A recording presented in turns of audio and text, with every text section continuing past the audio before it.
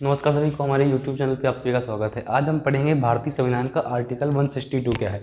उससे पहले हमने पढ़ा था आर्टिकल 161। आर्टिकल 161 में कहा गया था राष्ट्रपति की जो क्षमादान शक्तियाँ थी वो आर्टिकल 72 में थी, लेकिन आर्टिकल 161 में राज्यपाल की क्षमादान शक्तियों के बारे में आपको बताया था। तो अभी हम पढ़ लेते हैं आर्टिकल 162 क्या है। आर्टिकल 162 क्या है? आर्टिकल 162 के अंतर्गत कानून बनाया गया है कि राज्य की कार्यपालिका शक्ति का विस्तार। हमने उस चैप्टर में पढ़ा था भाग 5 में केंद्र की कार्यपालिका शक्ति का विस्तार। यहाँ पर राज्य की कार्यपालिका शक्ति का विस्तार है। राज्य की जो कार्यपालिका शक्ति है उसको केंद्र सरकार तथा राज्य सरकार, केंद्र सरकार राज्य सरकार दोनों उसकी शक्तियों का विस्तार कर सकती हैं।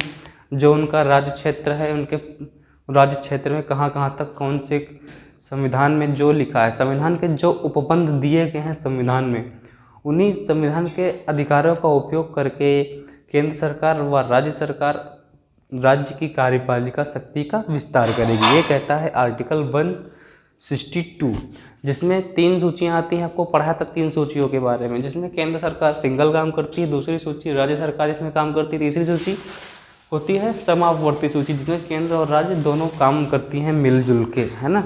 तो ये है हमारा आर्टिकल 162।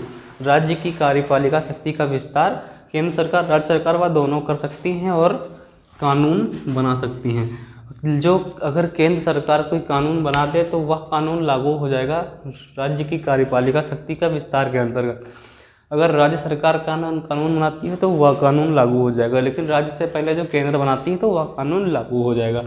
आर्टिकल 62 में बस इतना ही। मिलते हैं आर्टिकल 163 के साथ। चैनल को लाइक सब्सक्राइब शेयर करें। धन्यवाद।